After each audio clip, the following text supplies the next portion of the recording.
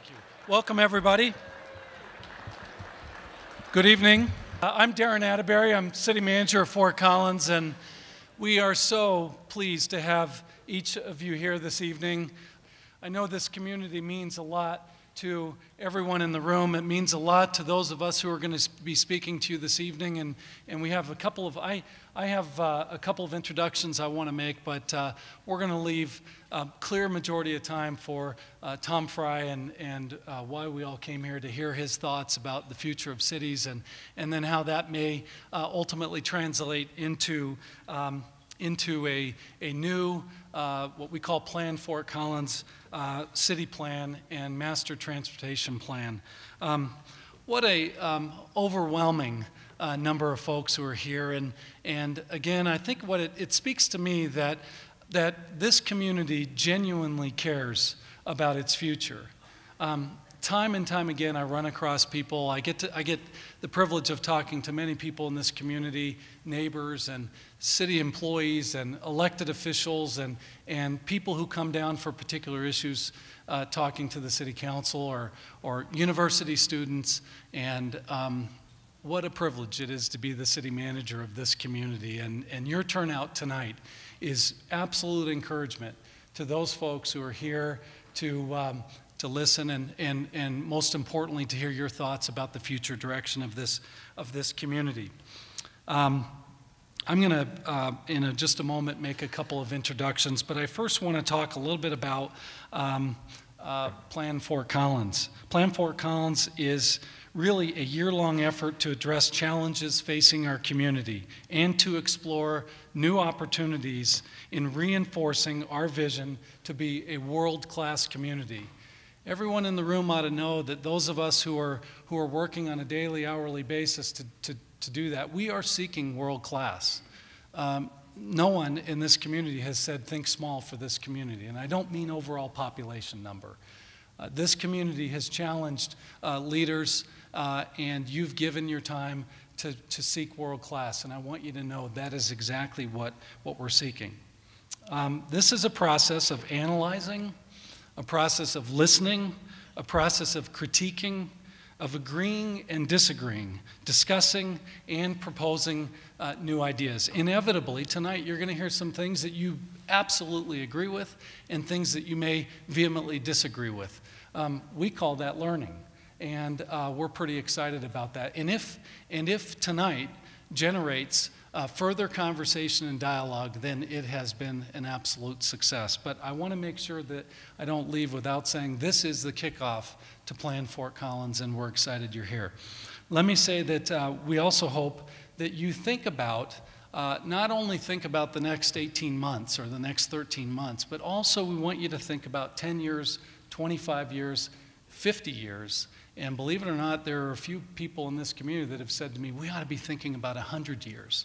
So think big, stretch, learn, and let's share, and then we're looking forward to getting feedback from you. Tonight would not have happened without the help of a couple of key groups.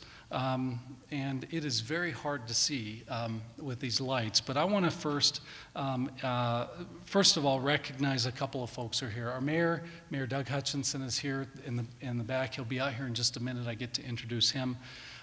Council members Ben Manville, Lisa Papa, and Wade Troxel are here. Our County Manager Frank Lancaster is here. I see him back over there. And we have other elected and appointed officials from throughout the region. And we are also very, very thankful that you're here and that you've come to learn not only about Fort Collins, but about Northern Colorado and about the future of cities. So let me quickly introduce a couple of people. First, as I mentioned, without the help of the Community Foundation of Northern Colorado and University Connections, we would not be here. They were both sponsors of the reception earlier and also of the keynote speaker that you're going to hear from. I'm going to ask Wynn Odell and Dave Edwards to come up forward here. While they're coming forward, I wanted to recognize both Ray Carraway. Ray's the president of the foundation, and Jim Reedhead is the University Connections Director. You guys have been great partners for the City of Fort Collins and for Northern Colorado, and we appreciate you being here, and we appreciate your support very much.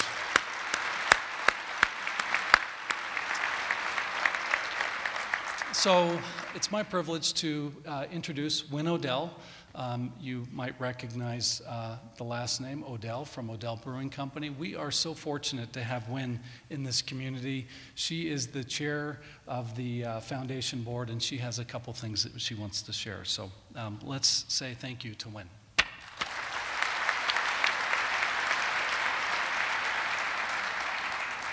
Thank you, Darren. I do only have a couple things, and Darren actually said half of them, so this will be really quick. I am the chair of the Community Foundation of Northern Colorado, and the Community Foundation with University Connections is co-sponsoring this event in conjunction with the City of Fort Collins. The vision of the Community Foundation is to be the regional leader in building a better community by engaging people in I'm not saying the vision correctly, by building a better community by getting people more engaged in philanthropic and visionary activities. And what better opportunity do we have to engage in visionary activities than by participating with the city in their Shaping the Future plan? But tonight is more than just the City of Fort Collins, because we have people here from all over the Northern Colorado area who've come to learn and listen and be inspired by what they hear. And what we hear tonight will be taken back into the larger community and will influence our community, the way it looks and the way we live for many years to come. So we appreciate you all coming tonight, giving us your time, and helping us engage in planning the future. Thank you.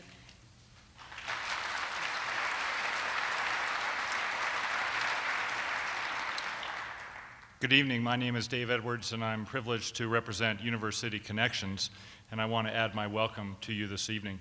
In another part of my volunteer life, I traveled in eastern Colorado the past few days, and boy, is it nice to be back in Fort Collins. We have so much to be thankful for.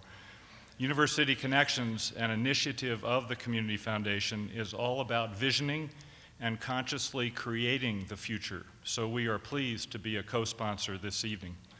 Our funding partners are a true public-private partnership made up of the Community Foundation, the Bohemian Foundation, Colorado State University, the Downtown Development Authority, and the City of Fort Collins.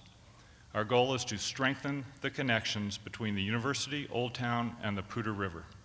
Two of the tangible outcomes of the past 3 years are Homeward 2020, an initiative to end homelessness in Fort Collins by the year 2020, and Fort Zed, an initiative to create a zero energy district in and around the University District. Kathleen Brackey, who many of you may know, a city transportation planner and now former lead on the Mason Corridor project, has said, University Connections in the past few years has fundamentally changed how we do business. I hope many University Connections volunteers are here tonight and will be motivated to get involved in our city's upcoming planning process. We hope this kickoff will result in your active engagement in the process, a process that is distinguished by active inclusion and civil discourse. Enjoy the evening.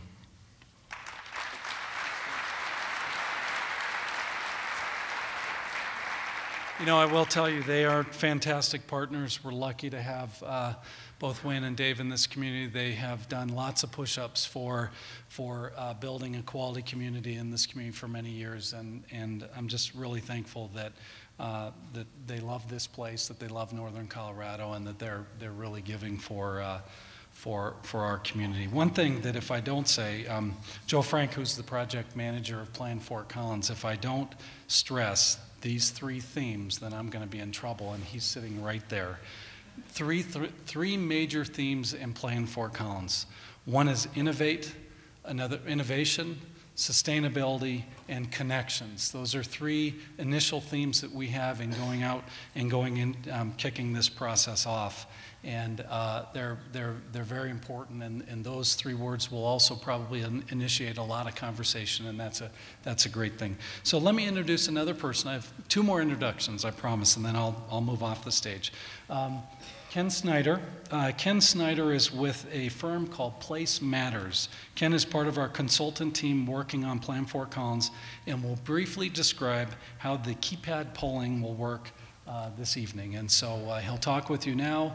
Mr. Fry will begin his keynote, and then he'll come back after that presentation as well. So please welcome Ken. Thank you, Dan. Thank you very much. Thank you, everyone. Welcome, and really appreciate being part of this process. Darren mentioned that you're looking to create a world-class community, and I can say you guys are well along that path. And so we are proud to be a part of the team that's helping with this process. So I'm here to quickly help gather feedback from the audience. Place Matters is dedicated to helping communities create a future that they want through better civic participation and planning. So we're going to go through, throughout the evening, a series of questions to gather your feedback. And so most of you have keypads. I think we had more people register than we actually had keypads. So some of you may have been given paper surveys that have the exact same questions. And then if you're watching on channel 14, we encourage you to go to the part of the fcgov.com/plan that has the SurveyMonkey questions also on the website. There's also a wealth of information on that website, including information about the snapshots, looking at key issues in the area and where we are today and some of the opportunities and challenges under that. So let's go right into the keypad polling.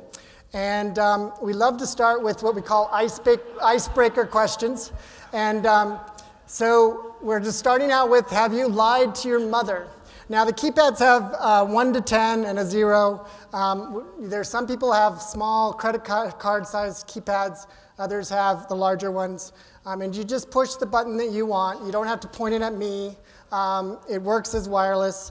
And then we will get your vote, and then we'll close the vote and get to see where people stand on the vote. The other thing is, if you change your mind, you can change your mind and just select another button before the timer runs out. And then whatever the last thing you pushed is what counts. So it's not a push multiple buttons and try to get a lot of votes in. It's only your last vote that counts. Okay, so have you lied to your mother? 1, never. 2, only once or twice. 3, only once, and I paid for it dearly. 4, I was young and candy was involved. Number 5, I'd prefer to say an occasional stretching of the truth. 6, only when it was in her best interest. And 7, my brother and sister made me do it. And number 8, too many times to count. Okay, so we're going to go ahead and give you 25 seconds to vote. And if you, there are a number of different lights and LEDs on these things, and they're different because we have a number of different types. But if you don't get a light, that's when Jenna and a couple people out here can give you another keypad if someone is not getting a light. Okay, we're getting down to the final count here. Dun, da, da. Okay. Wow.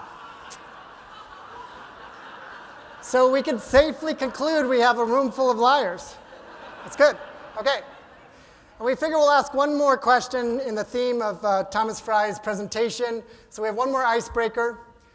What is your favorite futurist movie? Sorry, it's covering the futurist there a little bit.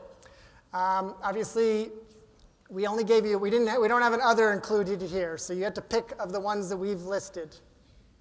Avatar, Sleeper, that's 30 or 40 years between those two?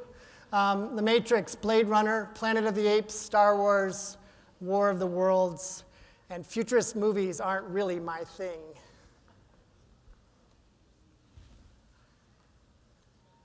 Okay, here comes the countdown.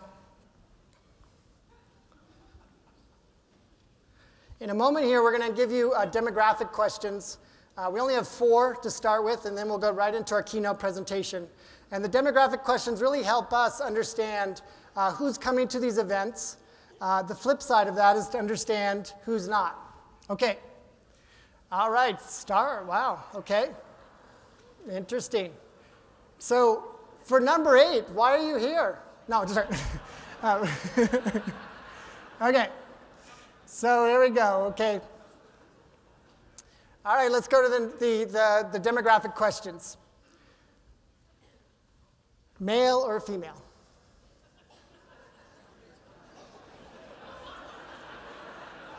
Wow.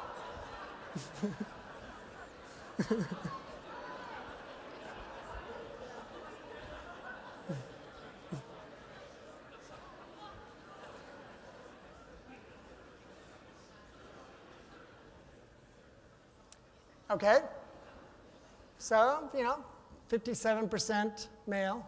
And then, later on, we could actually, when we present this information on the website, we can actually do a breakdown of how many of the male respondents said that futurist movies are not their thing. Okay. All right. Next question. Age, pretty easy to do here. Under 15, which, again, when I said we're looking for who's not in the room, in most public meetings, we have a hard time getting the demographics in the under 15 and 15, 19. And so often we'll try to make sure that, we'll also try to make sure that we do other activities that get the younger generation involved. Okay, let's go ahead and get the polling started.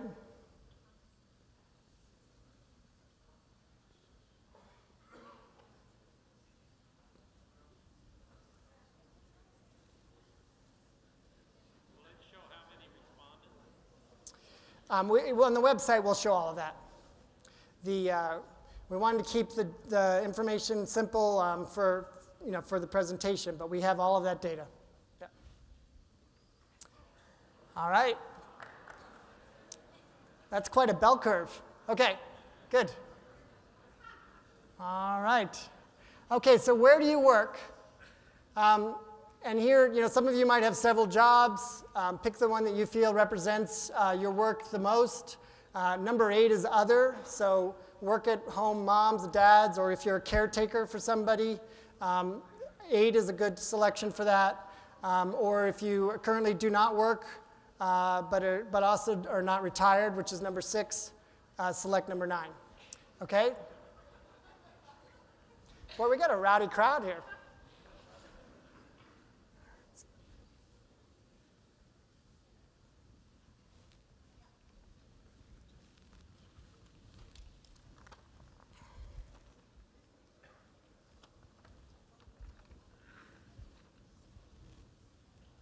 Okay, survey says,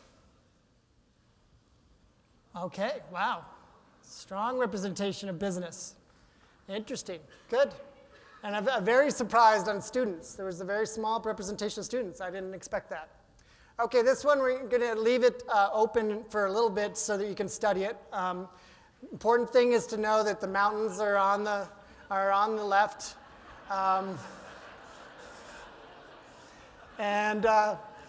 I think we made it pretty simple here. We got College Boulevard and Drake. So which quadrant are you from?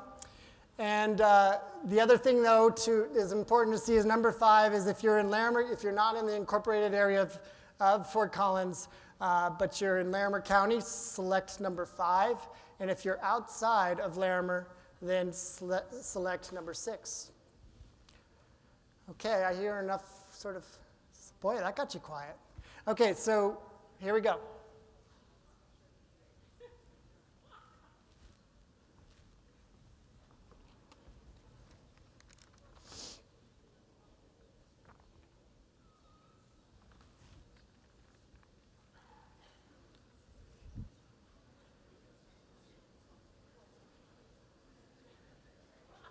And at the very end, we'll ask more questions about what direction you want to see the city go.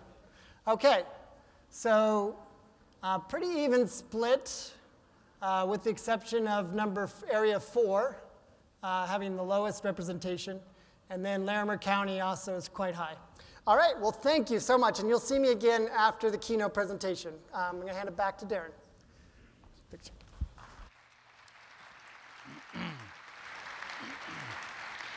Okay, my last duty for the evening is to introduce Mayor Hutchinson, Mayor Doug Hutchinson. All of you know our mayor. He's a great guy, a highly competent leader. He loves Fort Collins. Most of you don't know his birthday was yesterday. Wait, there's more. The mayor, as well as the Fort Collins City Council and about 100+ citizens last night, through midnight, discussed medical marijuana dispensaries. So you might be able to get him to talk a little bit about that. It was a very, very good discussion. I think if I could ask Ken, which I can't, but I'd love to have him come out and say, let's ask one more poll question. Who would like to see Mayor Hutchinson sing his comments?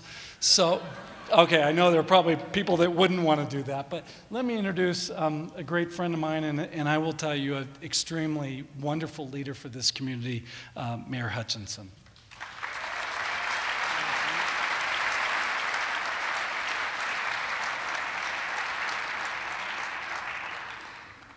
Tonight's presentation is part of the first phase of Plan Fort Collins, the process. It's about looking into the future, getting us to think about and to ponder the trends, the challenges, and the opportunities that we need to consider and plan for today that will lead us to a successful future. Tonight's presentation is just one event among an extensive public outreach effort. There will be many more opportunities for you to participate and to stay informed. The staff has planned an extensive public participation process that will include Twitter and Facebook, a dedicated project website, online surveys, and your involvement. There will be key public events such as workshops and public meetings that will be well publicized through the web and through the media. And input will be gathered from our volunteer city boards and commissions, from city council, and from other groups and organizations such as service clubs via short briefings, presentations, and questionnaires. We invite you to track the planning process and the outreach events by visiting the project website at fcgov.com/Plan Fort Collins. And now it's my distinct pleasure and honor to introduce futurist Thomas Fry, our keynote speaker for tonight. Mr. Fry is the executive director and senior futurist at the Da Vinci Institute and is currently Google's top-rated futurist speaker. Tom continually pushes the envelope of understanding, creating fascinating images of the world to come. His keynote talks on futurist topics have captivated people ranging from high-level government officials to executives in Fortune 500 companies to leaders around the world. This year, he will be giving presentations in 8 different countries. Because of his work inspiring inventors and other revolutionary thinkers, the Boulder Daily Camera has referred to him as the father of invention. The Denver Post and the Seattle Post-Intelligencer have referred to him as the dean of the futurists. Before launching the Da Vinci Institute, Tom spent 15 years at IBM as an engineer and designer, where he received over 270 awards, more than any other IBM engineer. Tom has been a columnist for the Denver Post, the Rocky Mountain News, the Denver Business Journal, and the Boulder County Business Report. He's also been a contributing writer for Colorado Biz, for the Futurist magazine, and for Morning Calm, the in-flight magazine for Korean Airlines. He is also editor of 2 top-rated blogs, The Impact Lab and FuturistSpeaker.com. Please join me in welcoming Thomas Fry. Good luck. Thank you.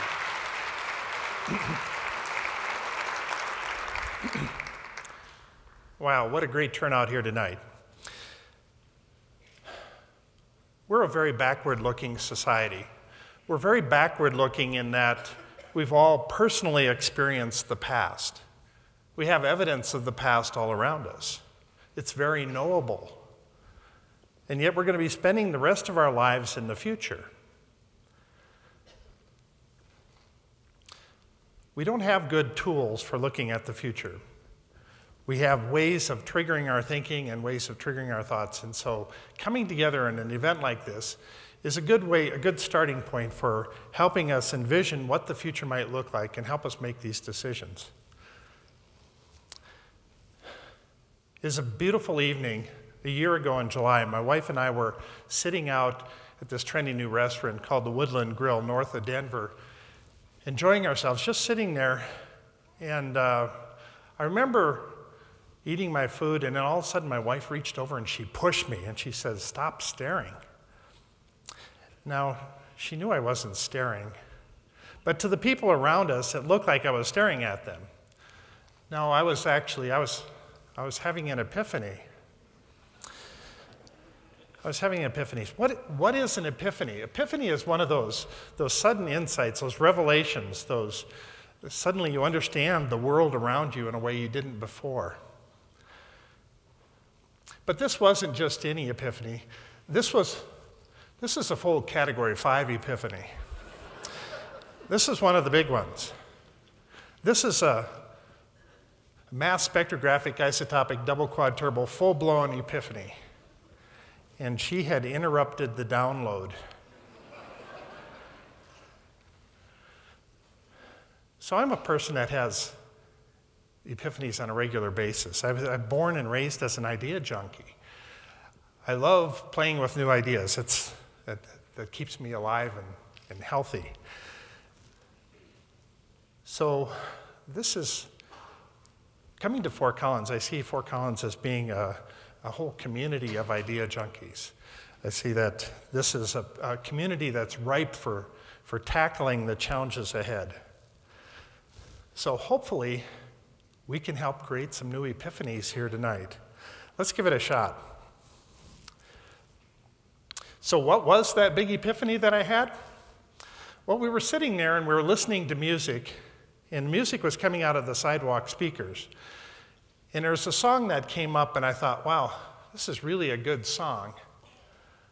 So I pulled out my iPhone, and I used a program called Shazam, and I listened to it, tags the song, it listens to it, and it told me what the song was. It was a song by Nina Gordon, "Tonight and the Rest of My Life." So I downloaded that song, I purchased it and downloaded it to my iPhone right then and there. Now, to me, that was a very revealing moment because I could make that purchase without having to go into a store, without having to go to a website. It was right then and there. But then it dawned on me that there's a camera on the iPhone. And there's a camera on the iPhone that allows you to aim it at any object around. And when you tie in a little object recognition software, geospatial coordinates, suddenly you're able to pull up those objects and you could actually purchase any object around you. So as an example, let's say you're walking down the street and you say, wow, I happen to like the jacket that she's wearing. You pull out your phone, aim it at that object, and it pulls up that object on your screen. Then you can zoom in, you can change colors on it, and you can purchase it, and you can have it delivered to your home. This to me was very revealing because it turns the world around us into our marketplace. Now, we've talked a lot about interactive television in the past, about being able to purchase stuff that you see on television, but this is different. This actually gets rid of the confines of a television screen and enables you to purchase any object that you happen to come along just walking down the street. So as an example, you're walking down the street and you happen to say, wow, I happen to like the man purse that guy is wearing. Yeah, personally, I think we should have a law against man purses, but you could point and click and make that purchase. Oh, I happen to like the boots that she's wearing. Point and click, make the purchase. Oh, I like that belt buckle. Wow. Point and click. And it doesn't have to just be purchasing. Wow, what is that scary guy got in his hands? Point and click. Or just, what the hell is that thing? Point and click. Any object, anywhere, anytime. I've been looking everywhere for a Halloween mask for my dog. point and click. My kid's been looking everywhere for this robotic dinosaur. Self-balancing unicycle? Well, who wouldn't want one of those? This would be perfect for my brother. Any object, anywhere, anytime. This is new, this is different. The great physicist Max Planck says, when you change the way you look at things, the things you look at change. Interesting words. All right, let's go back into history. Let's go back into the ancient Greeks. The ancient Greeks, we had several famous Greek mathematicians. We had people like Archimedes, Pythagoras, Euclid. We had a number of famous Greek mathematicians. But when the Romans came along, we did not have any famous Roman mathematicians. And it wasn't because the Romans were somehow dumber than the Greeks. It was because of the numbering system they were using. It's because they used Roman numerals. Roman numerals here happens to be a pretty stupid numbering system, but in defense of the Romans, there happened to be a lot of stupid numbering systems at that time. The reason it was so inferior is it wasn't a placeholder numbering system. You didn't have the ones, the tens, the hundreds, the thousands. Every number itself was an equation, and that prevented them from doing any higher math.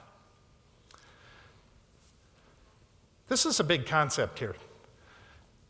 An entire civilization was prevented from doing any higher math because of the system that they were using. The logical question then we should be asking is, what systems do we employ today that are the equivalent to Roman numerals that are preventing us from doing great things? There happens to be a lot of them. We have a half-implemented metric system. We're buying 3.2-liter car engines. We're putting in quarts of oil.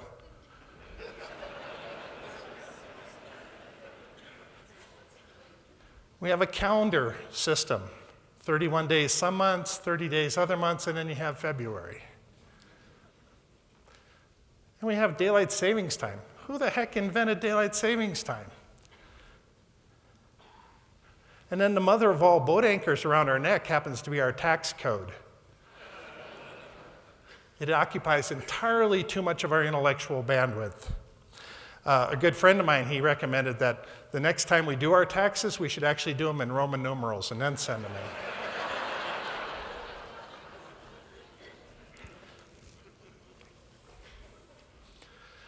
But it's not just our systems, it's also our technologies. Numbering system is also a numbering technology. So what technologies are we employing today that are the equivalent to Roman numerals? Let me play a little clip here, and I'll come back to this question.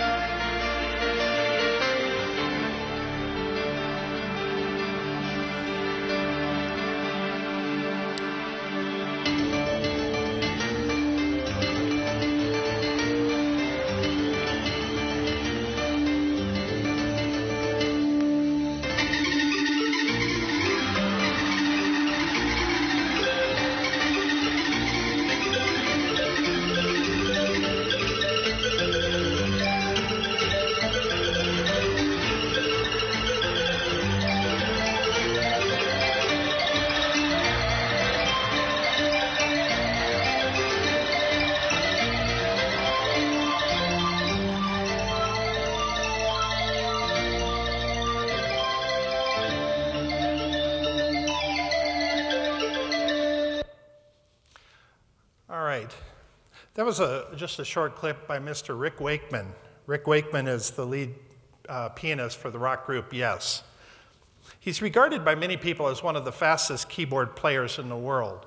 While most people are writing music with whole notes, half notes, and quarter notes, Rick Wakeman is writing music with 64th notes on 128th notes. The reason I showed you this video clip, the reason this is important, is that this is a song that could have never been played on a traditional piano. The action on a traditional piano is far too slow.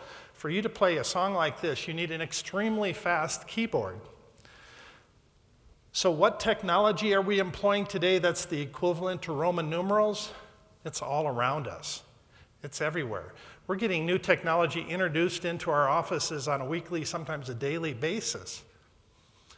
When I got my iPhone, it changed my life. It changed the way I did things. It changed the traffic patterns that I had. It changed the urgency on which having to go answer emails, because I could do it right then and there. They're all around. All right, one more time, we'll go back into history here. All right, quick show of hands. How many of you have used slide rules? Wow, darn near everybody. You're an interesting crowd here. 1972, I was a young engineering student at South Dakota State University. I was told I needed to take a class in slide rules. And I remembered going up and arguing with the teacher at the time, do I really need to take this class? Because calculators were available, a little expensive at the time, but they were available. And the teacher pretty much dismissed me saying, hey, all engineers need to know how to run slide rules.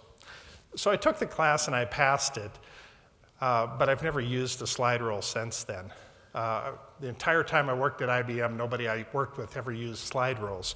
The conversation I had with the teacher is one that the engineers at Hewlett-Packard and Texas Instruments at that time would have laughed at, knowing what was coming down the pike. This was the end of an era. This is the end of a slide rule era and the beginning of another era, the beginning of the calculator era. So I drew this out on a piece of paper, and I was looking at that for a little while, and I thought, you know, the real interesting part is right here in the middle. And being the arrogant guy that I am, I thought, you know, that's a naming opportunity. I could name that space there. So I did. I came up with a name for it. The name I came up with was Maximum Freud. And you look at that and you say, wow, what a stupid name. I got to agree with you, but somehow it fits because this is the time when you spend most of your time on the Freudian couch trying to figure out what's going on. Lots of chaos, but also lots of opportunity. But here's the thing. All technology ends. Every piece of technology that you're using today will someday go away and get replaced with something else.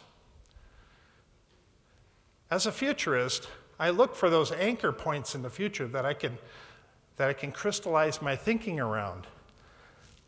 And one of them that I can predict with absolute certainty is that all technology will end.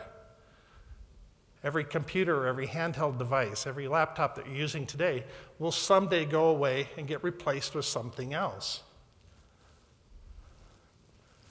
So what technologies are approaching maximum Freud? Fax machines. Are we still going to have fax machines 10 years from now? I doubt they'll look like the ones we have now. Checking industry. Are we going to still be handwriting checks 10 years from now? Keyboards are going away. Computer hardware is going away. Traditional television. Sign language. I have a niece who is deaf. The doctors say with the new cochlear implant technology that maybe sign language is going to go away. We think that's a good thing.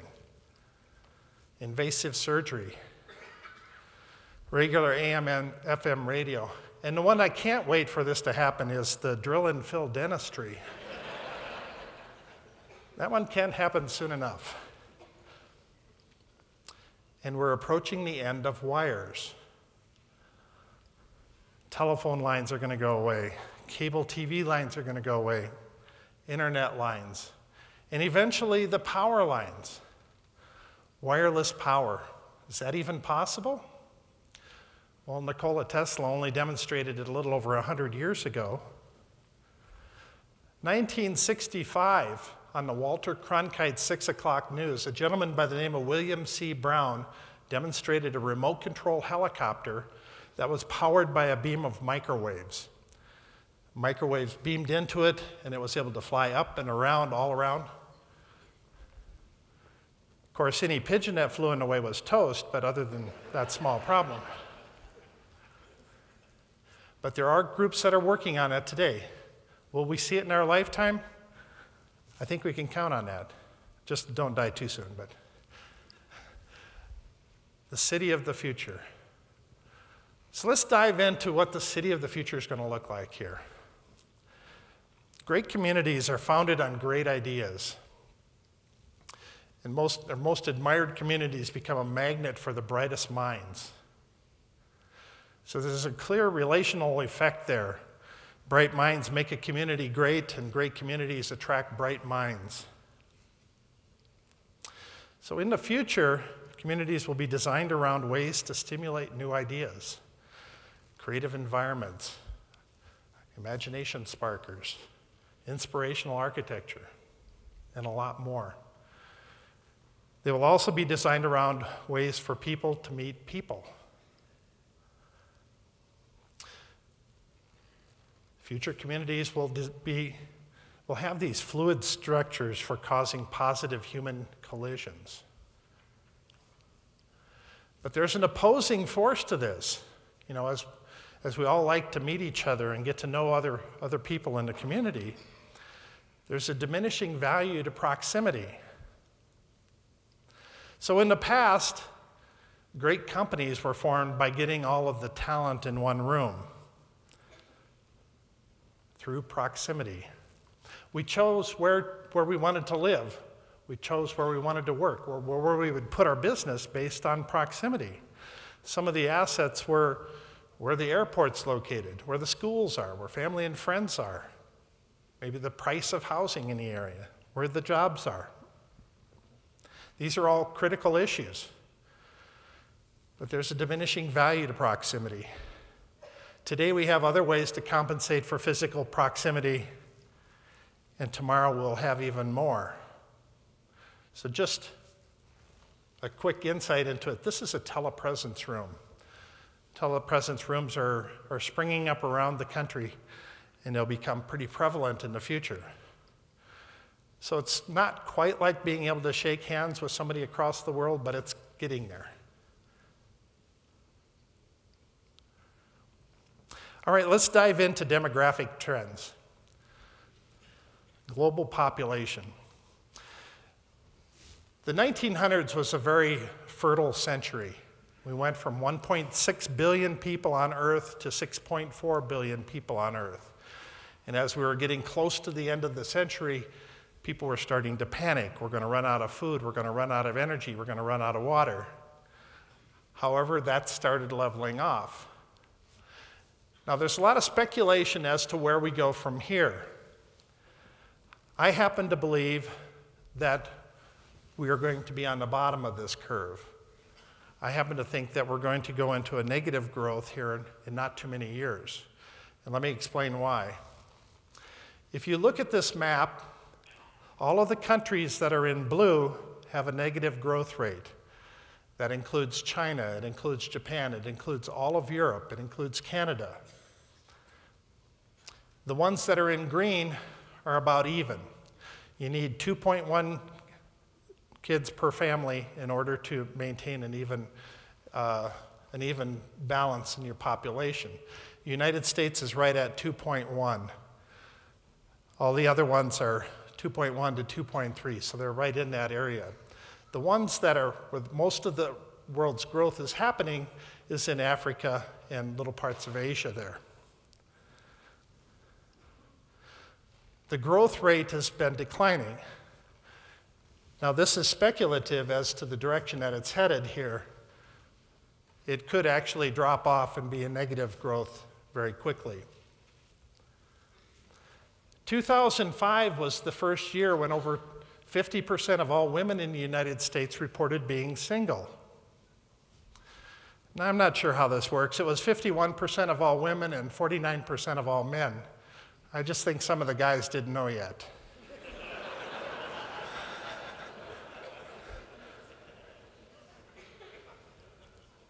It's a 50% increase in the number of people living single in the last 20 years. That's significant. That changes the demographics of housing. It changes the way we think about cars, lots of things. Marriages today are held together primarily on emotion. without the reinforcing glue of economic dependency. Both husband and wife are wage earners, and so they're not dependent on one income. And incidentally, it's good if you're married to have education, because couples without college degrees are twice as likely to get divorced as couples with college degrees. Raising children is an activity being increasingly decoupled from marriage. It's becoming much more institutionalized. Understand that I'm not an advocate for any of these. I'm just reporting the trends as we're seeing them. We have a counter trend going on where parents living with their adult children has been growing rapidly. 67% increase to 3.6 million of these households in the United States in 2000, since 2000. Average life expectancy increasing 2.5 years every decade, living longer, having fewer kids. Now this was put out by the United Nations this is the US Census Bureau, that minorities will become the majority in 2042. With all the projections the way it looks right now, that nearly 1 in 3 US residents will become Latino. And I'll explain why I don't think this really matters here in a moment. Fertility rates are dropping even in Mexico. It was 6.5 kids per family in 1970, now it's down to 2.2. And there's speculation that it could drop to a negative growth rate by 2030. We're living in a blended society. Over 3 million marriages in the US are now interracial. That's a 1,000% increase in the last 30 years. My thinking is that as we move down over the coming decades, that we become such a blended society that it doesn't make sense to have minority status anymore because everybody is a little of this and a little of that. And then the aging trends. We're an increasingly older society. 55 and older will almost double. Over 65 will more than double. So 20% of society in 2030 will be over 70, or over 65. Every decade we're living longer, as you can see here. Between 1940 and 1950, that was a big jump because World War II was over then and people weren't getting killed by guns then. The next generation of retirees will be the healthiest, longest lived, best educated, most affluent in history. This is a great group of people that are going to map out our future. And every one of those people buys things. Understand that you need people in order to have an economy. If you don't have any people, you have no economy. So let's talk about the new age of retail here.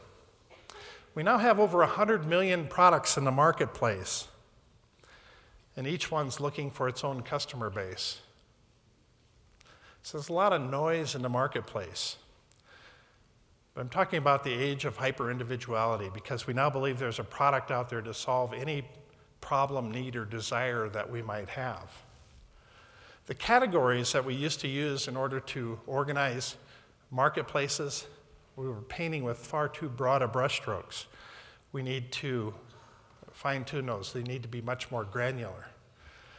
With the explosion of data that we're receiving now from the cell phone world, from the internet world, from credit card world, the people that can make sense of all that are redefining the world around us.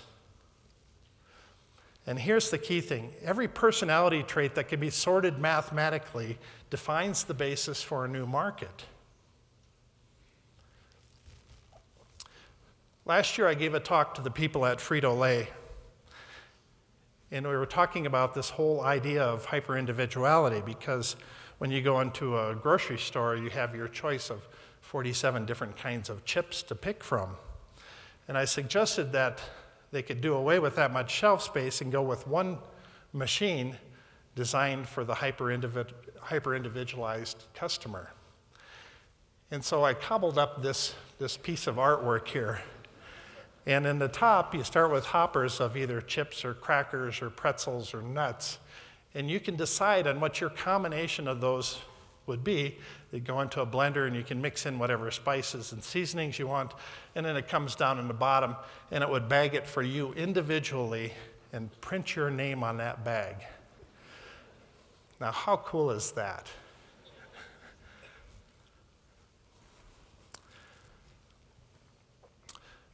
Most of us don't think of it this way, but there's a battle going on between atoms and electrons. Atoms represent everything in the physical world, electrons everything in the digital world. The digital world, things are moving exponentially faster than things in the atomic world. And the disruptions that we're seeing around us, most of them are happening in the digital marketplace. So when you have a choice of, if you're a company and you have a choice of coming up with a digital product versus a physical product, the physical product requires raw material. It requires designing. It requires shipping and receiving, warehouse space. It requires shelf space. Digital products, you can create it once and then ship copies of it over and over again. It's much, much easier, much different. The online world, we're approaching a zero cost for shelf space in the online world. The barrier to entry is also approaching zero in the online world. And the options for marketing, selling, and delivering products will continue to expand.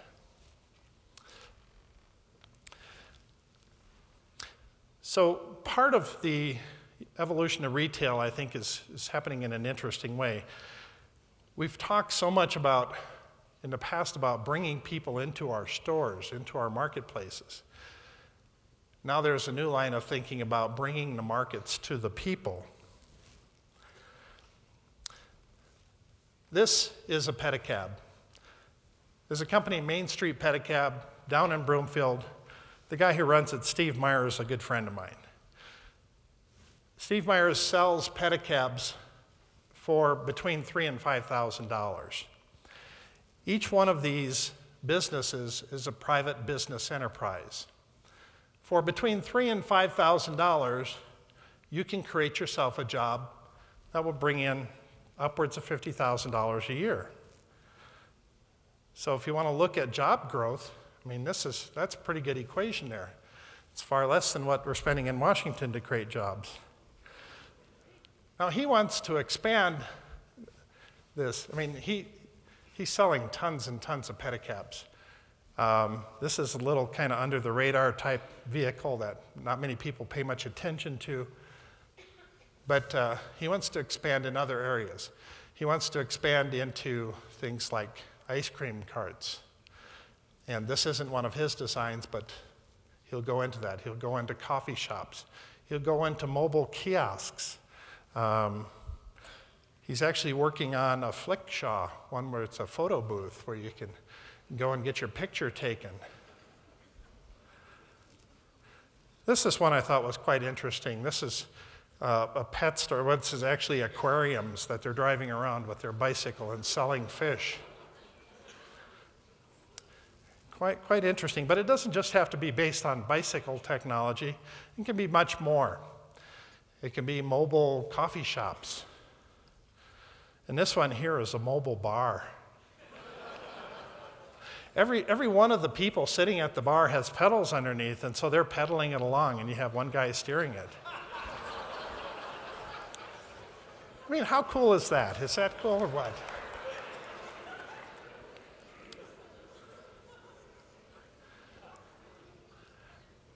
And then I'll talk a little bit about this concept of docking shops. The idea of mobile businesses could evolve even farther. It could go into a point where we're creating mobile businesses that are on RVs or on trucks. And if you create a central area where these mobile businesses could all dock, it's like a central shopping area. A lot of rural communities are too sparse a population to warrant having a big shopping area. And so you could actually set it up, and people that are doing professional work, whether they're lawyers or accountants or bookkeepers, they could actually go to a different community every week, every day of the week, and they could expand their market considerably. So this is the idea of creating what I call the docking shops, mobile storefronts where people could pull in and dock and open a few doors and they're ready for business. IKEA is playing around with mobile stores as well. And here's one called the X-Box, or the V-Box from Singapore. It's a shipping container that they turned into just a transportable shop. You can plunk it down anywhere and be open for business. Here's what it looks like when they put it out in front of a sporting event.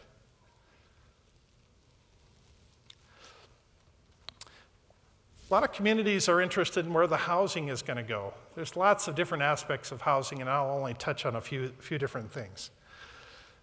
But if we look back in history, I like this chart here. It's smaller families, bigger houses. In 1900, the average size of a house was 700 square feet. And that grew to 2005, where the average house was 2,500 square feet. Now, at the same time, in 1900, that 700 square foot house had 4.6 people in it. Today, 2005, we had 2.5 people in it. Smaller families, bigger houses. Today, 45 million people do all or part of their work at home. A lot of people doing their work at home.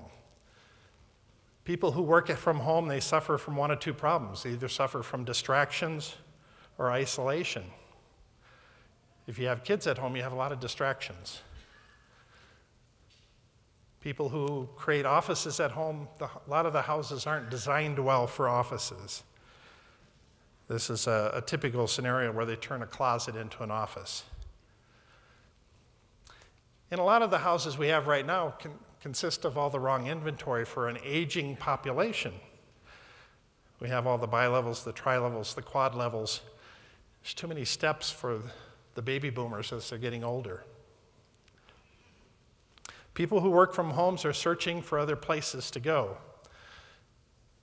They're searching for that proverbial third place. That's what Starbucks is trying to set itself up as, is the third place.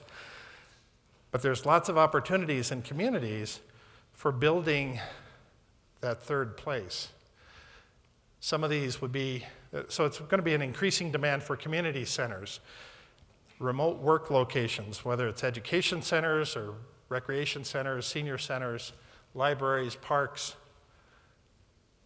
The last one I have on here is tournament centers. Tournament centers is kind of a novel concept, so I thought I would go into that just a little bit more. A tournament center is a center where you go to play tournaments, and it can be set up for all kinds of different tournaments, whether it's softball tournaments, chess tournaments, backgammon tournaments, ping pong, Scrabble, any kind of tournaments. In the future, I see most large communities having video game tournament centers, specially designed for video game tournaments. I see this as a growing opportunity. This is a picture of DreamHack 2006 that took place in Sweden. They set the Guinness record there, 7,700 people, 7,700 computers. Everybody brought their computer in. Logistically, it was a total nightmare putting that all together. This shows another picture of it. This is what it looked like at night in there. Quite an impressive. I would suggest you not make anything that large because that's way too large. A lot of opportunity in that area. Jobs and employment. Seems like everybody we're talked to today is interested in where are the jobs at? Where am I going to get my next project to work on? So some of the job trends, we're going to see more women in the marketplace, in the workplace. We're going to see older workers, many more anytime, any place jobs. From career positions to micro jobs. Some of these jobs are only going to be 2 hours long. Increased emphasis on technology. So if you're wondering whether or not you should pay attention to technology, I can tell you you should. From outsourcing to crowdsourcing. It's going to be less about going overseas and much more about crowdsourcing, and I'll talk a little bit more about that here in a bit. Increasing problem with skill shortages. As we become a much more diverse economy, we're going to have far more skill shortages. And fewer employees, more contractors. Because of the cost of employment is continuing to rise, we're going to be figuring out other relationships with people other than an employer-employee relationship. People are getting very creative with that right now. Economic development in the future. I see that as having some other options that they're not considering right now. The idea of recruiting people instead of companies. As an example, 1/3 of all the employees at IBM right now work from home. These are all prime jobs. You could set up across from an IBM facility and start recruiting people into your community. Every one of these prime jobs that would come into your community would have a spin-off of eight or nine service sector jobs to support that one prime job. You could set up across the street from Yahoo, Google, Microsoft. All of these are employers where the employees can live anywhere. They can work wherever they want. The U.S. Patent Office. U.S. Patent Office has a hoteling program. The patent examiners can live anywhere they want. If you were to go and pitch some of these people, what would be the value proposition? What would compel them to take up stakes and move to your community? It's a good question to start asking. Okay, some of the jobs in 2030. I pulled out my crystal ball and here's what I came up with. Body part and limb maker. Okay. You're probably not aspiring to that one, but maybe. An organ agent. Memory augmentation therapist. If you're forgetting a lot of things, you need somebody to go to. A nanomedic. These are those really, really tiny guys that work on medicine. New science ethicist. Time broker. Everybody's running out of time. Where do you get more time? You go to the time broker, of course. Waste data manager. We're creating a lot of crappy data, so we need to get rid of some of it. Space tourism. Geoengineering. We need people to control the weather. I think that's a good job. Urban agriculturalist. Plant psychologist. Some of you could actually have to go to anger management school because you've been cussing at your plants. It's a business colony manager, I'll talk about that in a little bit. Landfill miners. I've often thought that the most valuable property in cities in the future is going to be the landfills because that's where all the natural resources are. Lots of raw material in there. Avatar designers and managers. Augmented reality architects, narrowcasters as opposed to broadcasters, robot polishers. If we're going to make robots, we need somebody to polish them. And the one that I think is probably the most important of all of them is the executioners for virus builders. I would vote for that one for sure. The coming wave of entrepreneurship. Traditionally, whenever we have 100 people that get laid off of a job, 7 of them will try to start their own business. 7%. That doesn't mean that 7% are going to succeed. That means 7% will try. Right now, we have 14.7 million people unemployed in this country, and a much bigger number that is underemployed. The problem this time around is there's no money for startups. As a result, a lot of these people are going to go into the online world because the barrier to entry is far lower. So we see a talent shifting. Talent is shifting from manufacturing jobs, from transportation jobs, from service industry jobs into the online world, And if they can get a toehold in that area, that's where they're going to stay. Now, the Empire of One is a new emerging business model, and I see it cropping up everywhere. The Empire of One is that one-person business with far-reaching influence. And a lot of times it's a one-person practitioner, whether it's a dentist or a chiropractor or a doctor. But a lot of times it's much more than that. You have products that are manufactured in China or India, sent to a distribution center in the US or Canada, and you have customers in Great Britain, Brazil, Germany, anywhere in the world. It's all controlled by one person. They are outsourcing everything. They're outsourcing manufacturing, operations, bookkeeping, legal, anything that they can outsource, they do. It eliminates HR problems. So people that are dropping out of the corporate world, this is a very appealing lifestyle to them. The freedom to travel. They work very hard, but they work when they want to, and they control their own destiny. A couple examples of this. On the top there is one called Superstructs. It's Dave McCluskey, who is in Erie, Colorado, has created next-generation Tinker Toys. They're manufactured over in China, sent to his distribution center in Erie, Colorado, and then he has customers all over the world. And he's selling around 250,000 units a year. Quite an impressive operation. Business colonies. Now, not everybody that starts an Empire of One type business is good at all aspects of business, and so having these type of people congregate together under one kind of larger umbrella makes sense. And so the way the movie industry has worked for many years is you have a movie project and you have all these people come together for this movie project. You have writers, directors, you have lighting guys, camera guys, makeup people, actors and actresses. They all come together for this one movie project. Once it's over, then they all disappear and they come back together into the next project. It's a very organic process. And that's the way the business colonies would function. Now, they can be very specific themes to these business colonies.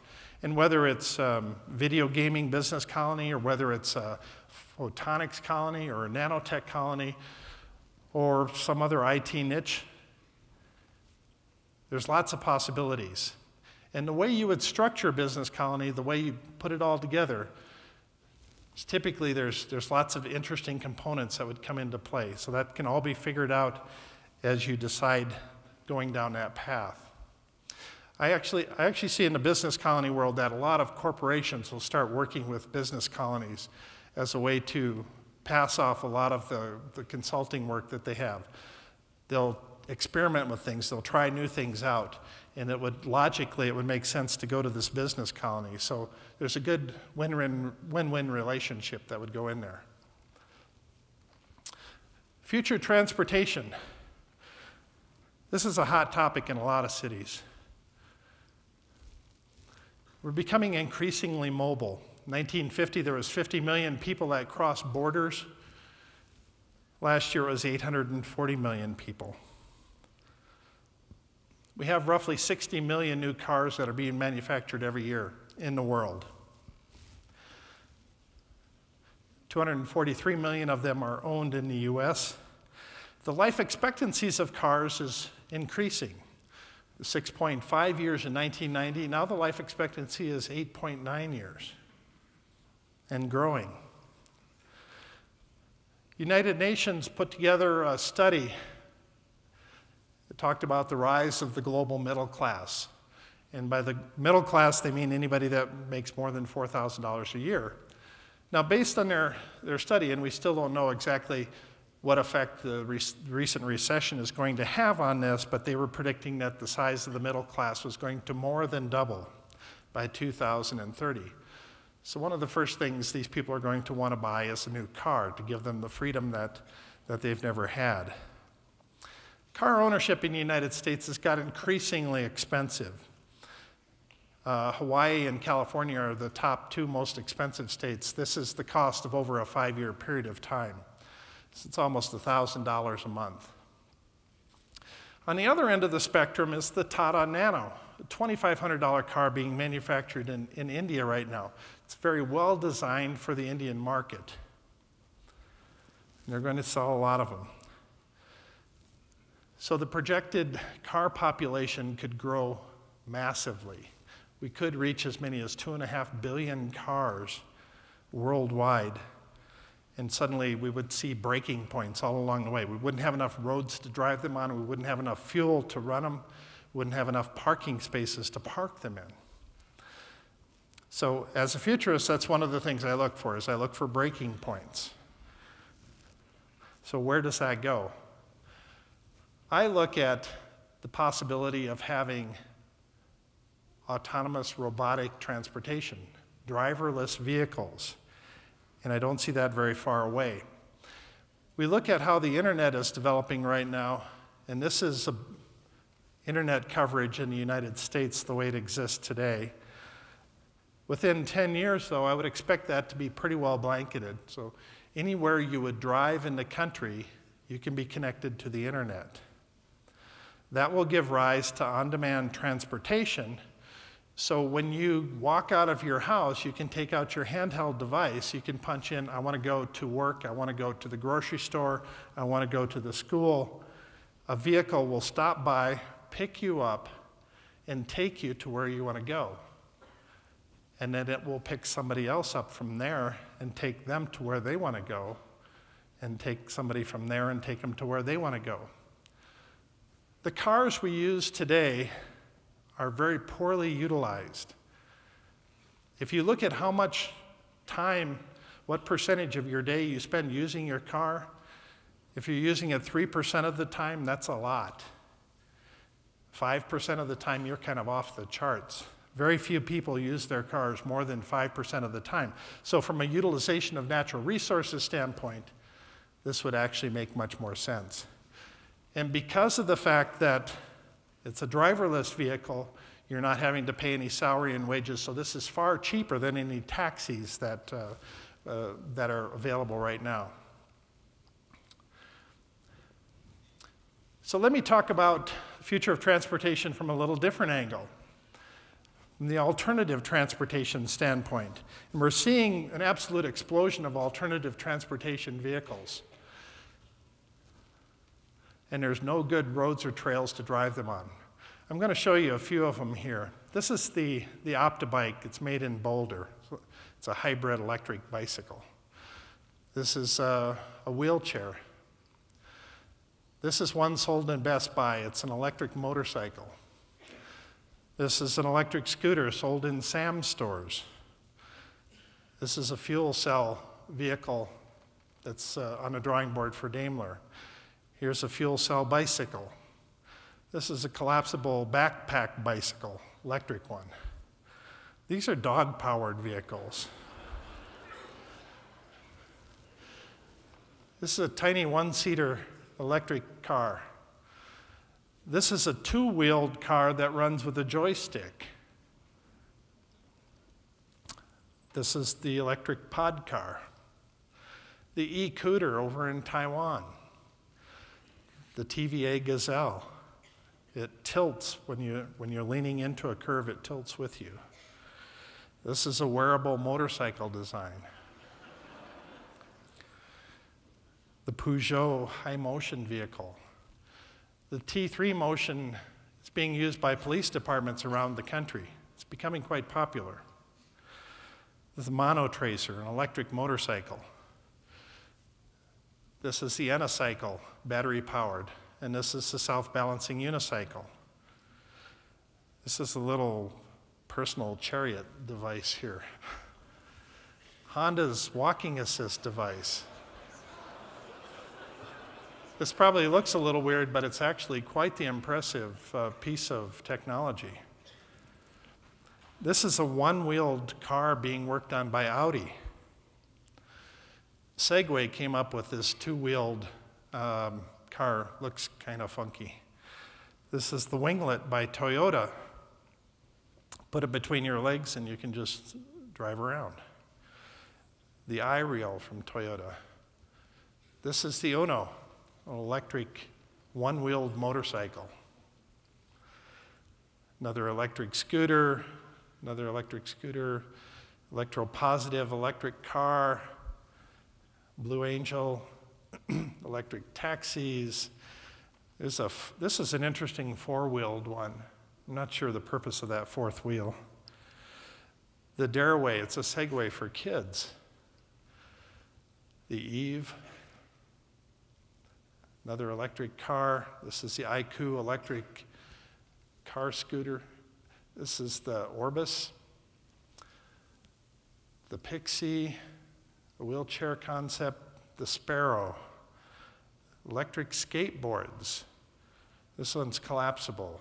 This one's another kind of electric skateboard. These are Segways. The military is playing around with Segways. Golf courses are using Segways. Some of the pizza delivery places are using Segways. You can do advertising on Segways. You can even put seats on them. These are some of the Segway knockoffs coming out of China. A Volvo concept vehicle, the AirPod, the stroller trikes, some of the Zigo carrier bicycles. The reason I showed you all of these, because there's literally thousands of them. This is just scratching the surface of some of them that I came across.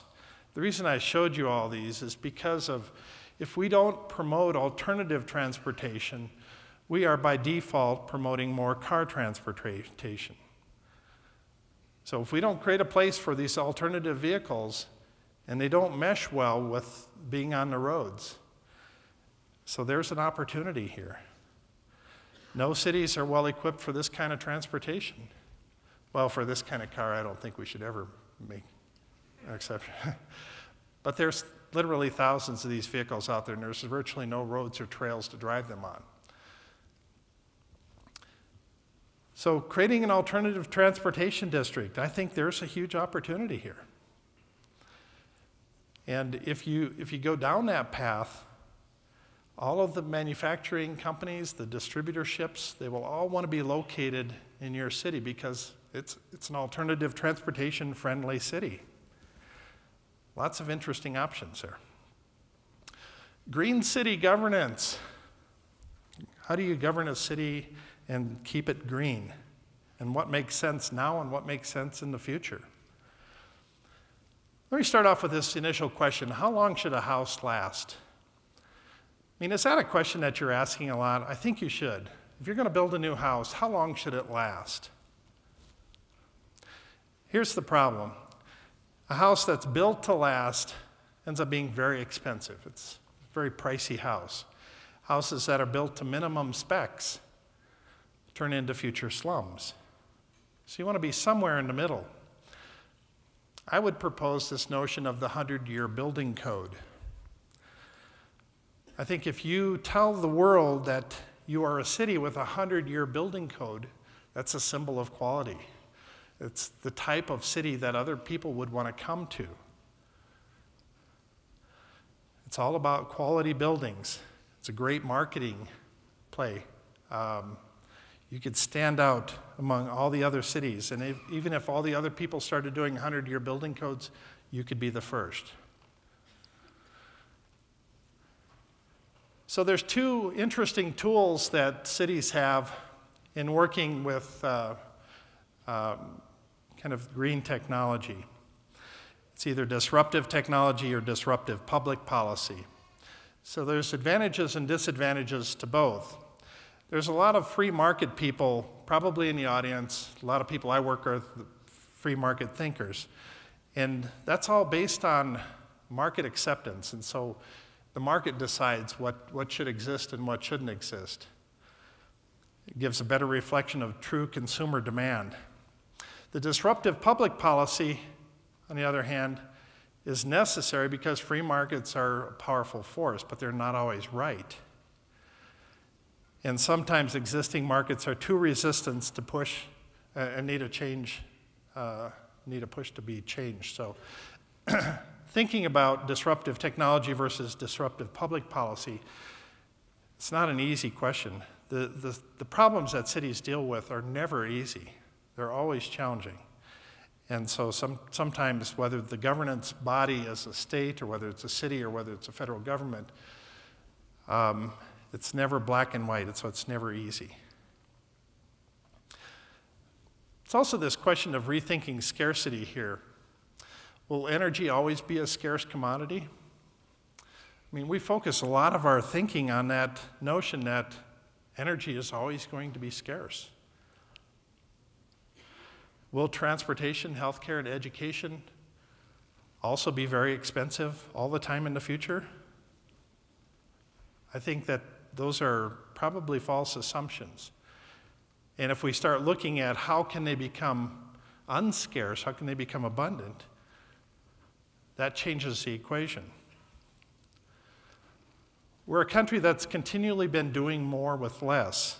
If you look at the farming community as an example, I was born, raised on a farm up in South Dakota. 1935, we had 6.8 million farms.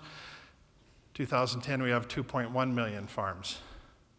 1890, we had every worker handled about 27.5 acres. 100 years later, every worker handles 740 acres. 1700, 97% of the population in the US worked in agriculture. Today, that's less than 1%, and we produce far more food than in 1700. But it's not just about agriculture. There's lots of other industries. The steel industry, 1970, 531,000 people to produce 91 million tons of steel. 2006, 159, less than a third of the people to produce more steel. And we all know about the computer world and how we're getting far more bang for our buck when we buy computers. Since 1980, the US lost 6 million manufacturing jobs. Now, these manufacturing jobs were lost because we're becoming more efficient. What we never hear about, though, is that in China, during that same period of time, China lost 28 million manufacturing jobs. Doing more for less.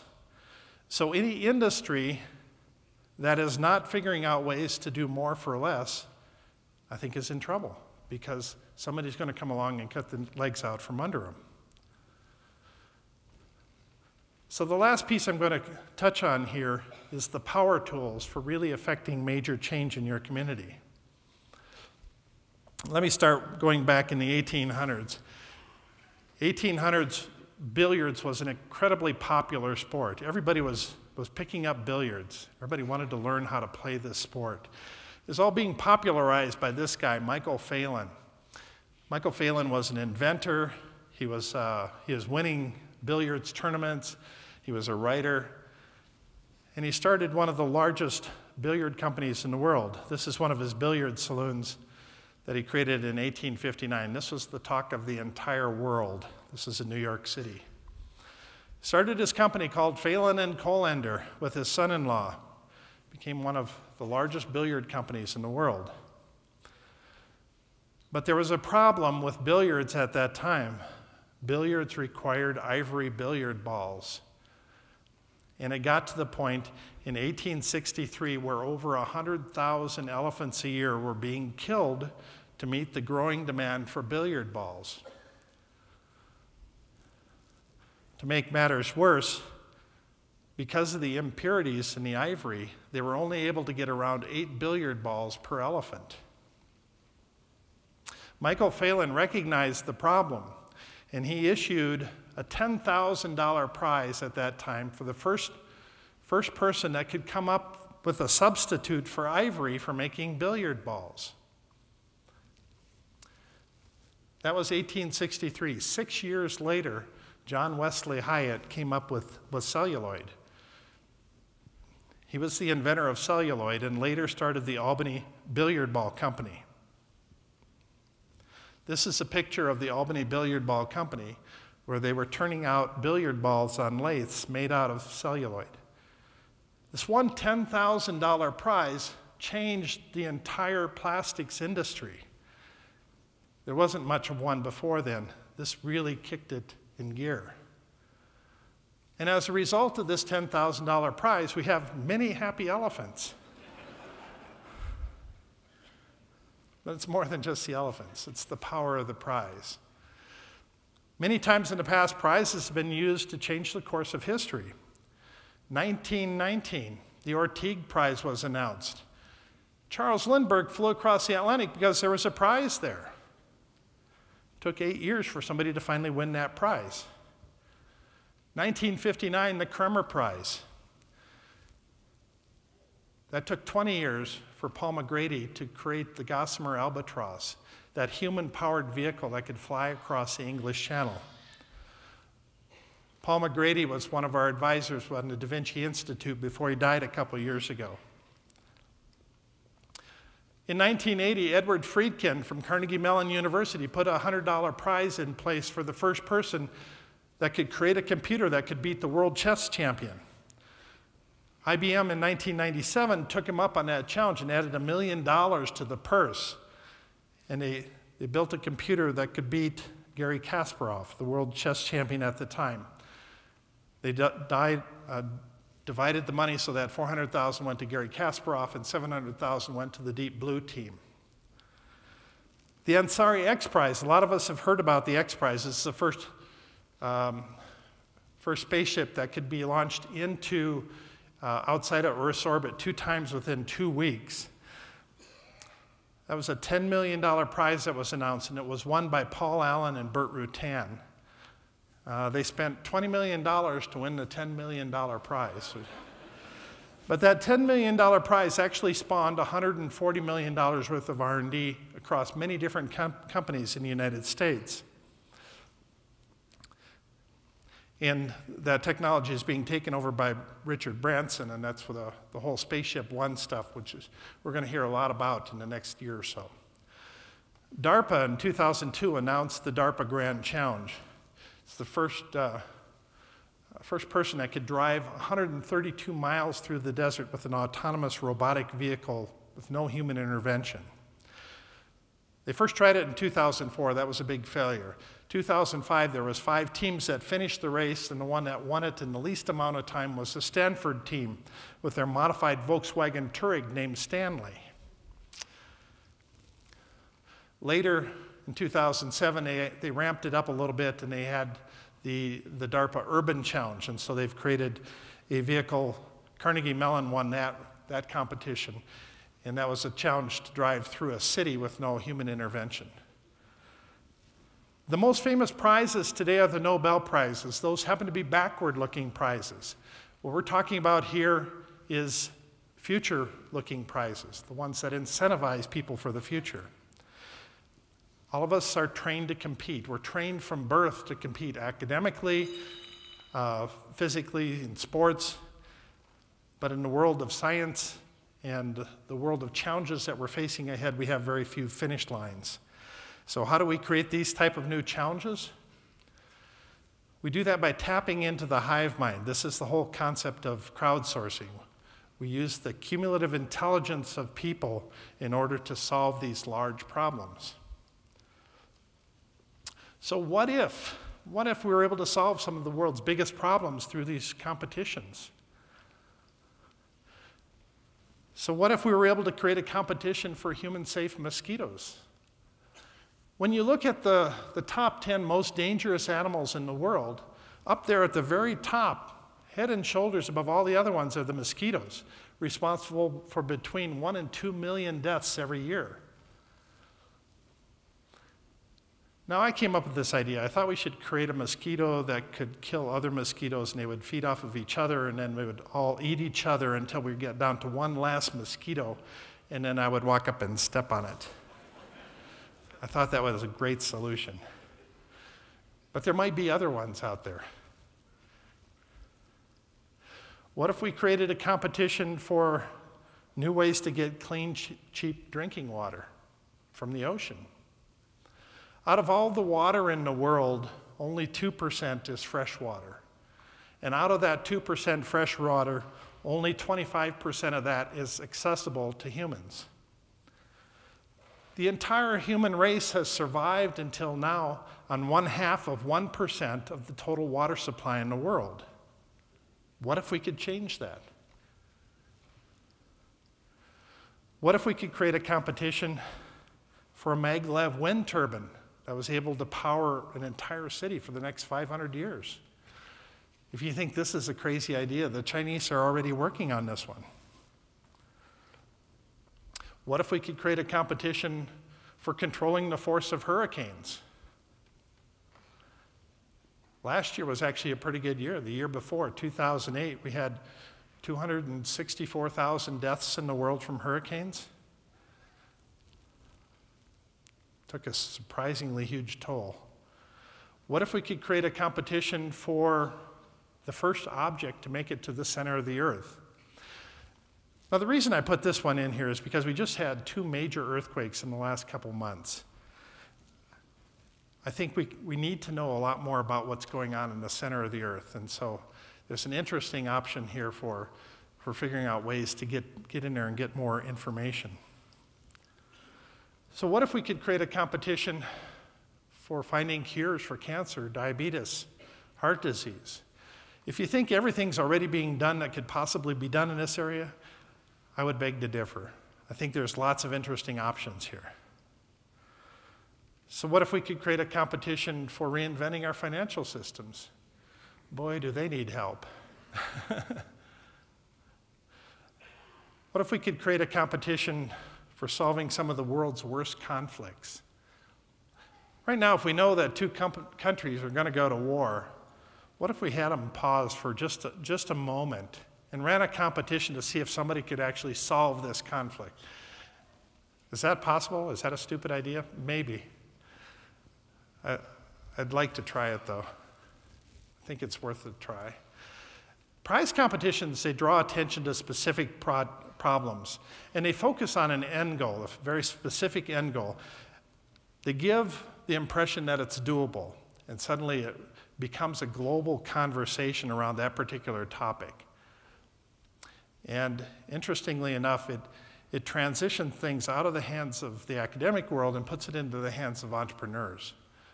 That I find to be quite interesting. It circumvents political will and political lobbyists. Lots of advantages to running these type of competitions. As an example here, Google introduced the Android phone. The Android phone was quite a remarkable tool, but they put together a $10 million prize for the top apps that were being created for the Google Android phone. And as a result, they got 1,700 applications ready to go as soon as it was announced. Now, of course, that's small in comparison to the apps that we can get on an iPhone now, but that was a huge way of jump-starting that particular piece of technology. Now, with the Da Vinci Institute, we're working on a project, our Museum of Future Inventions, and this is all tied to this idea. So we're actually spending lots of time looking at prizes, and we're looking at what are the big things that still need to be accomplished. And we started a sister organization called Da Vinci Quest for actually working on prize competitions. And so this is something I totally believe in as what's going to be happening in the future. Thomas Edison says opportunity is missed by most people because it's dressed in overalls and looks like work. Isn't that the truth? And so we're back to epiphanies. How do we create them? How do we manage them? And how do we capitalize on them? I know that if I go out for a bike ride and I'm riding around listening to the right type of music at the right volume, I can create epiphanies almost on demand. Epiphanies are fun. They change the world. Every new business, every new product has been started with an epiphany. We need to create more of them. My wish for you is to leave here with great epiphanies. But not just any epiphany, the full-blown Category 5 epiphanies, the mass spectrographic isotopic double quad turbo full-blown epiphanies. And with that, I thank you very much for having me here today.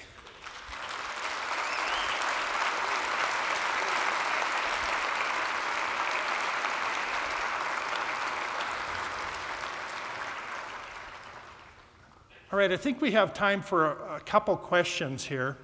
And so there's microphones in the back here, in the center aisle here. If you want to walk up to one of the microphones and ask a question, I'll be able to take 2 questions, and then we're going to do some more polling here.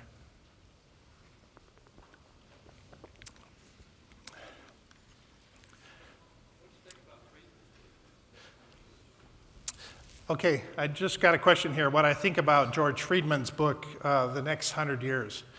Actually, it's a fascinating book.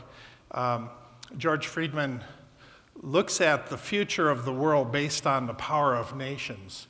And he thinks that the U.S. is well set to crystallize its foothold in the world for the next 100 years. One of the interesting things he talks about is the fact that the U.S. has control of both oceans, which is quite an interesting perspective. I like it and I appreciate it. I think there's many more details that got brushed over in all of his analysis there. Yes, sir. There have been a lot of comparisons between the space travel as a market of the future with the airline industry in the past. Can you discuss briefly, where is the consumer market in space travel? Obviously, if you fly on a plane, you go someplace to get somewhere. If you fly to space, there's space out there. That seems like a research and perhaps a development, sort of an oriented industry. What's the benefit to the consumer? The benefits to consumer in space travel, I think, well, we always talk about space hotels and space tourism as probably one of the initial markets. I don't think that's probably the highest and best use. Personally, I like the idea of space-based power stations, being able to beam power to the Earth and gather vast amounts of energy very inexpensively. The cost of getting these devices into space is going to be a huge upfront cost. The scientists that I've talked to say that they've discovered a frequency of microwaves that is harmless and beaming it down to the Earth so it doesn't harm plant life or animal life. And so that looks like an interesting option. So one more question here. Yes, is Congress an institution comparable to the Roman numeral system you were talking about? Seriously, do you see they wish they could be as good as Roman numerals. Do you see fundamental changes in basic political systems like Congress?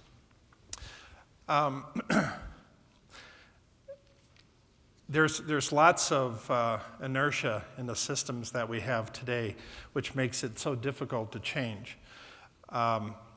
I think that's absolutely necessary, and probably a lot of the competition that we're receiving from China right now will push a lot of these changes through. A lot of what's happening in Washington is we're seeing systems collapsing. These are systems that were created many years ago and they're broken, and so they needed to be repaired and fixed. We're going to go through this whole wave of changes into the future as we go from national systems to global systems. Now, I'm not a person that believes in one world government or any of that, but I do think that individual systems can be managed on a global basis. And I think there's going to be a lot of power shifting in that direction. So thank you very much for having me. Appreciate it very much. Thank you very much. Thank you. Wow, I had no idea there were so many alternative forms of transportation in work here. Some great, fascinating ideas to ponder. Are you beginning to think about how global and national trends, demographic trends, social trends, technological trends could change Fort Collins as we know it from today? Are there elements of Mr. Fry's talk that you agree with, or elements that you see much differently? I hope that you can bring your big ideas to Plan Fort Collins table, and the future of our community will really benefit from your participation. Thank you again for being here, and I sincerely hope that you do decide to become engaged and to give your best to this very important project. And now let's shift directly back to you, give you a chance to share your thoughts about the future. I'd like to welcome back Ken Snyder to the stage for the interactive portion of our program. Thank you. Thank you, Mayor. Thank you very much. I'll be down there. All right. All right. Wow, that was really fascinating. Okay, and so we're going to use, at least I can say we're using wireless technology. That was one of his trends. Eventually, you'll just think the thoughts, and we'll calibrate all of your thoughts. Okay, now we're going to use the keypads to do a couple of things. First of all, with the plan Fort Collins, many of you saw the snapshot easels that talked about where we are today, some of the challenges, some of the opportunities, what are the accomplishments the city has made already in these areas. And so we're going to be asking 14 questions in a moment here that are around the snapshot themes and get your sense of where you feel the city should focus their attention. So that feedback is really critical. Again, those of you that are watching on Channel 14, fcgov.com/plan is the website where you can get the survey and answer these exact same questions. You can also later on you can drop by the Advanced Planning Office and you can get hard copies of the survey if you'd prefer to remain with the low-tech paper. So what I'm going to do is we're going to go through these first set of questions, the snapshot report questions. We've got, in order to help make sure that we all get out the door on time, everything's going to be on a timer. So you'll see the clock clicking down. Make sure you get your vote in well in advance of it running out of time so that we can collect your vote. If you feel like there were things that you wanted to answer again or spend more time on, we encourage you to use the survey mechanism on the website. Okay, so let's go ahead, Jason, in moving forward. So every single question will be more, about the same, less, or no opinion. And so what we have here is, well, the first category is, in the future, how much emphasis should the city place on, and then it's a mixed variety of housing types to meet the needs of a changing population. So again, vote one for either 1, 2, 3, or 4, depending on whether you want to see emphasis, more emphasis, about the same, less, or no opinion.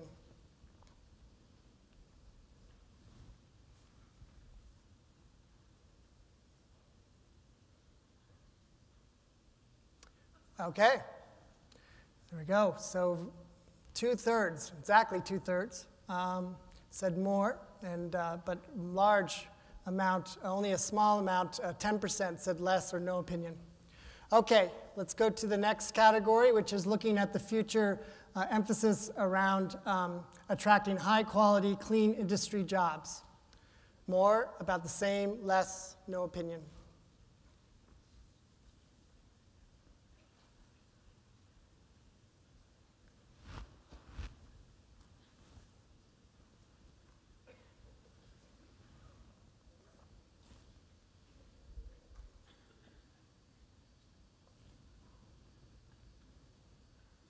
All right. Wow, 95%, more or about the same. Okay, increasing the density of housing and jobs along major transportation corridors, such as Harmony and Timberline roads.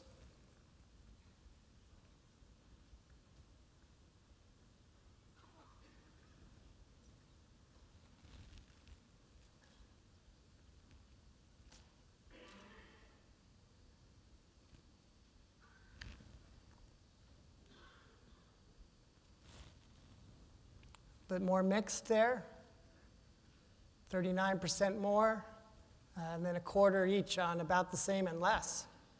Okay, maintaining our roads and bridges, keeping the infrastructure.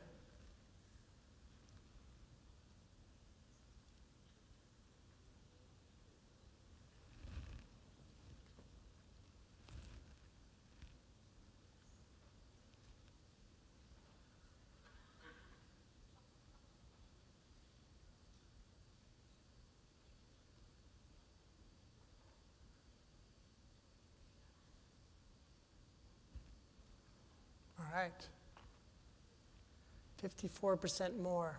Okay, the next one, expanded transit service, bus or other. guess other could include on-demand transportation, personal rapid transit, segways, but really more the traditional transit services, rapid bus transit are in particular the types that we'd be looking at on the short term.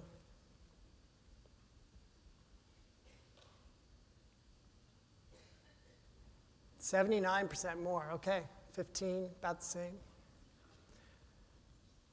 Did we skip one there? I saw 2 screens. Okay, expanded transit, oh, here we go. Okay, facilities for bicycles and pedestrians, dedicated lanes, pathways, and sidewalks. You might call these epiphany trails.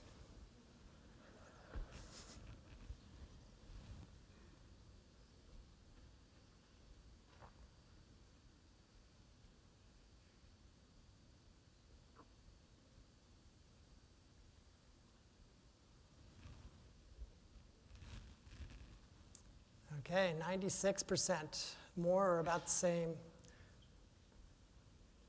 Protecting the environment.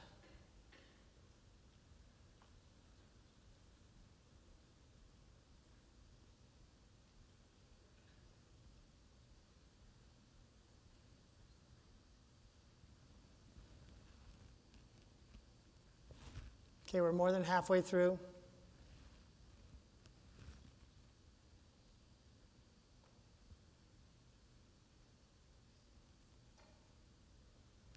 Good, okay. 55% say more. Okay, promoting green building practices that are more energy, material, and resource efficient.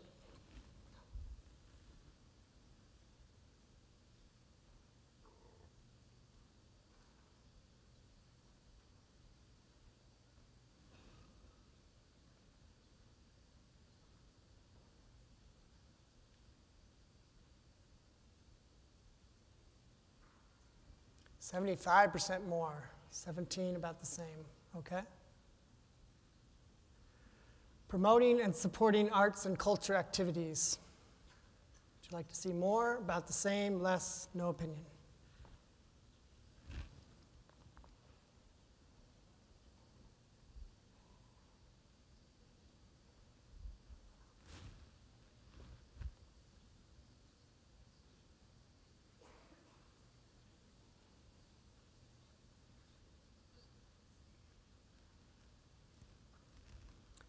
Okay, a little mixed more, but 52% more, about 40% were about the same. Parks and recreation programs.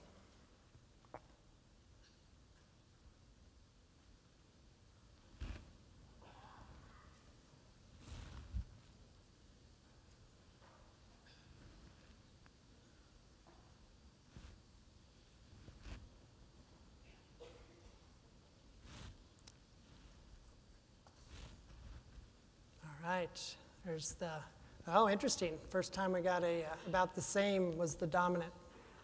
Okay, 58%. Okay, this is the second to last one. Community safety, including police and fire.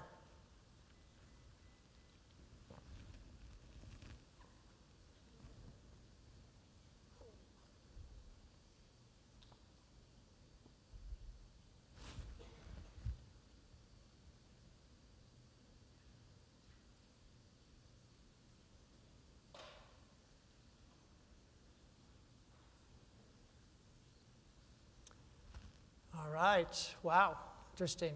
About the same, so people are pretty happy with where things are at with that one. Okay, community health and wellness. This is the last one of this series.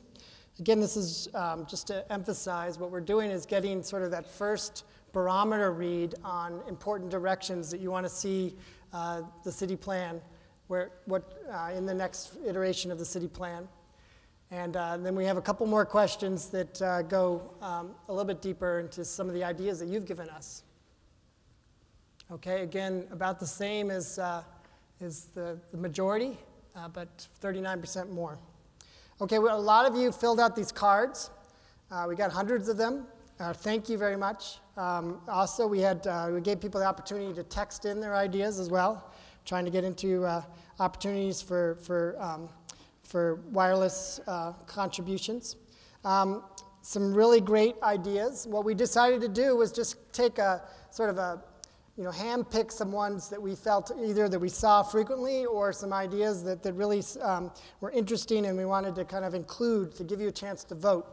In a moment here, we'll get to vote, and I'll explain that a little bit more before we open it up. But we got some great ones, too.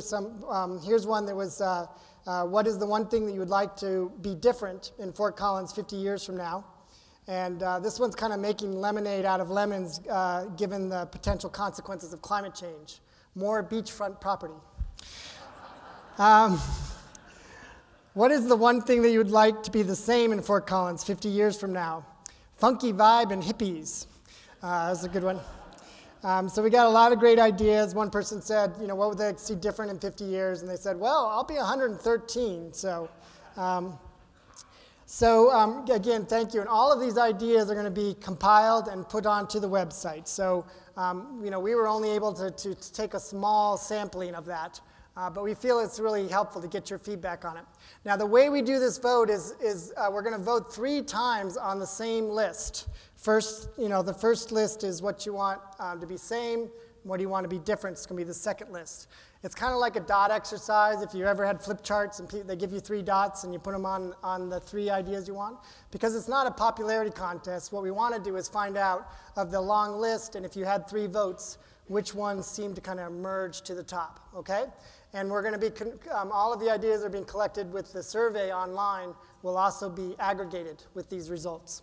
Okay, Jason, we're ready to move to the actual vote. And I'm going to read these quickly because we only have 49 seconds, but what would you like to be the same? Old town, architecture, businesses, etc. 2, vibrant arts and culture. 3, small town feel. 4, access to bike and pedestrian trails. 5, clean air and water. 6, local businesses and jobs. 7, safe community. 8, recreational facilities. 9, open space within and around the city and the Poudre River. And 10, city size, population, and footprint. Whew, 10 seconds left. Now, no, you're going to vote once, and then the slide's going to move on to the next. You'll see the countdown continue again. Okay? Completing the keypad. So we got a lot of votes coming in at the last minute there. That's why the thing is collecting. It's a bottleneck we hit. There we go. Okay, second vote. So this is your second vote, your second dot. They're not weighted. It's the same. The first vote is equal to the second vote. And again, it's the same list, so I'm not going to read it twice. And then you'll vote one more time, and then we'll see the results.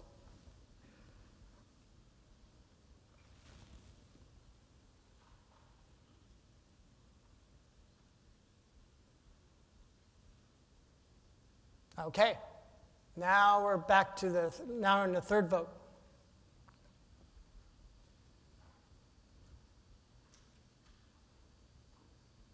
So then we'll see the results from this, and then we'll vote again with the next time looking at what would you like to see different.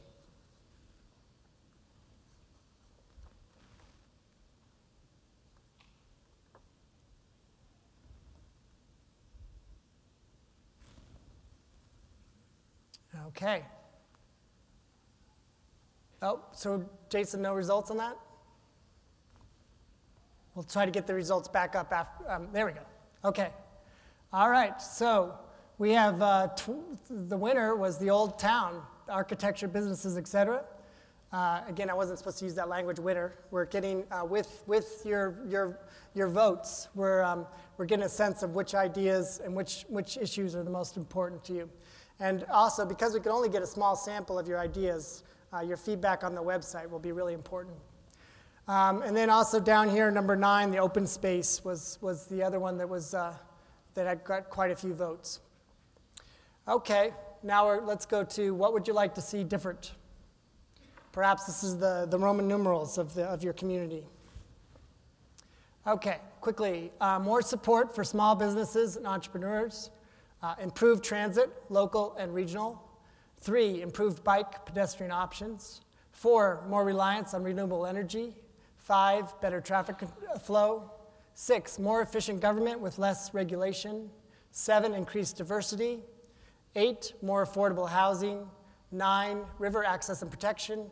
And 10, better senior services. Get in your votes for the first time, and you'll get to vote 2 more times.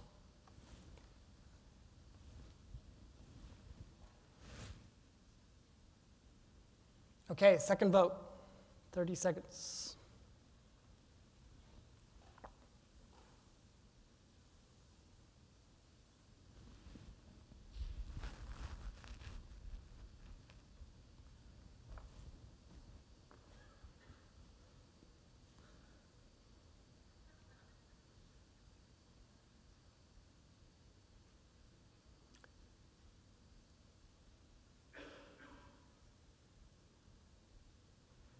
Okay, third vote.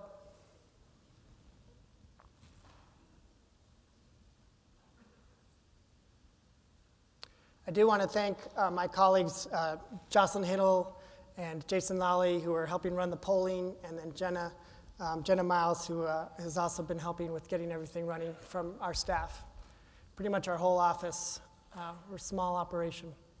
Okay, getting down to the last votes.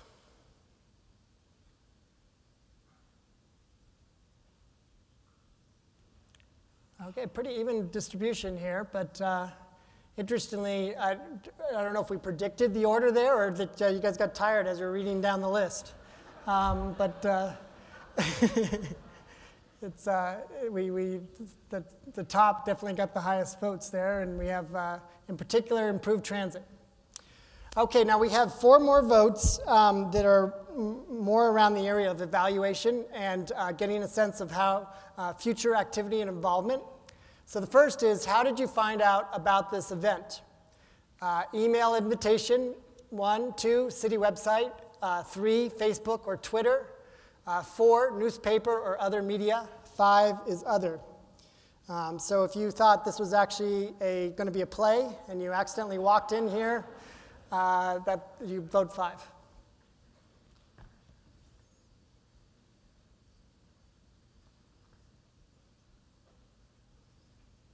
Quite a few, 5. But word of mouth obviously would be probably a strong one up there too. So, okay, or that's my guess. All right, next question. Can we count on you to continue to participate in Plan Fort Collins? Yes, online only. 2, yes, online and at meetings. 3, yes, meetings only. 4, no. 5, maybe you're still not sure why you're here.